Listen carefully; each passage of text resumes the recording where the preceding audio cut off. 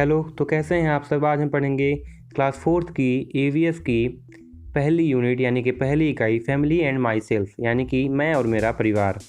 इसका पहला चैप्टर है रिलेशनशिप्स यानी कि रिश्ते। We live together in a family, हम एक परिवार में साथ रहते हैं। Parents and their children make a family, माता पिता और उनके बच्चे एक परिवार बनाते हैं।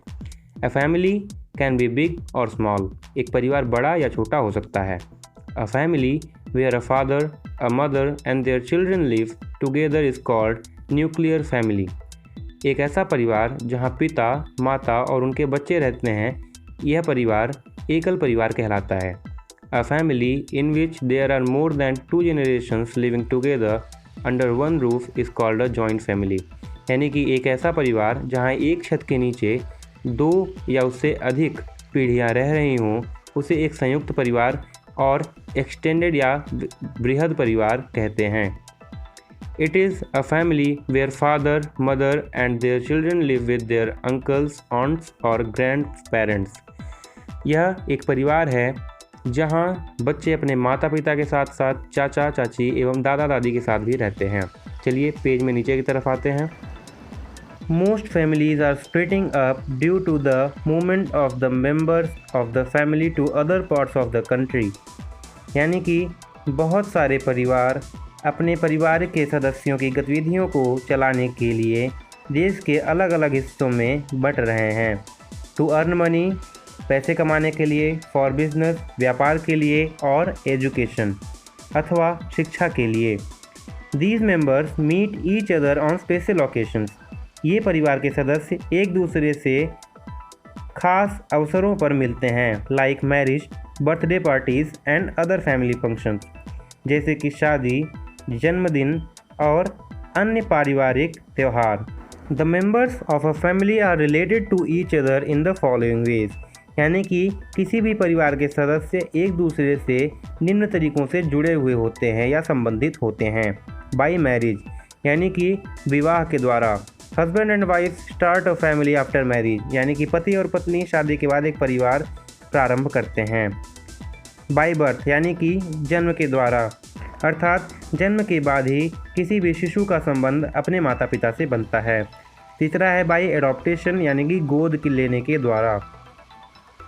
Sometimes children are accepted into families, यानी कि कुछ बार या कई बार बच्चों को परिवार में स्वीकार कर लिया जाता है, even when they are not born to them, जबकि वे उनके परिवार में नहीं पैदा हुए होते।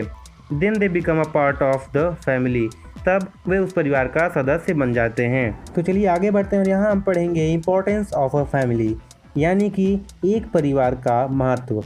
आइए पढ़ते हैं। फैमिली इज़ वेरी इंपॉर्टेंट, परिवार बहुत ज़रूरी है। As it lays the foundation of a human being, क्योंकि यह मानव प्रजाति की नींव रखता है। A family gives us an identity, यानी कि एक परिवार हमें हमारी पहचान देता है। आइए हम कुछ महत्वपूर्ण पॉइंट्स को पढ़ते हैं। Our parents teach us what is wrong and what is right, हमारे माता पिता हमें सिखाते हैं क्या सही है और क्या गलत है।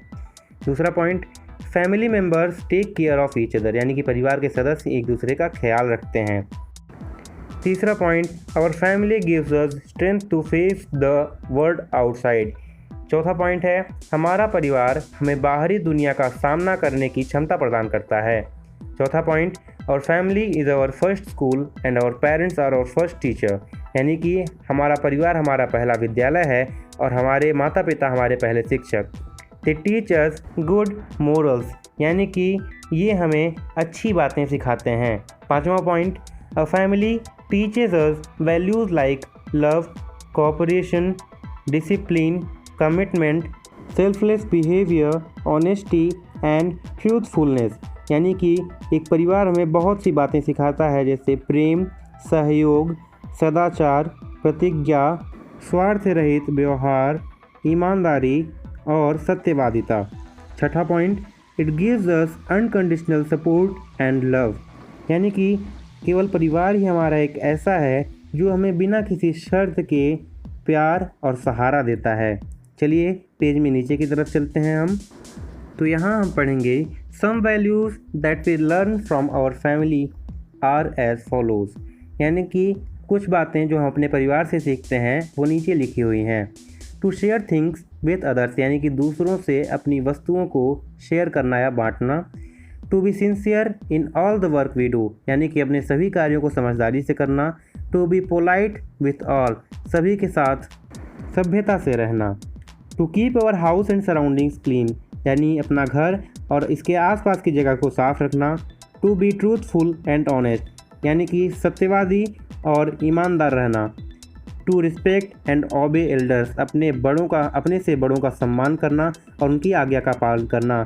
To help the poor and needy people यानी कि ज़रूरतमंद और गरीबों की सहायता करना। तो आज के लिए इतना ही, मिलते हैं अगले लेसन के साथ।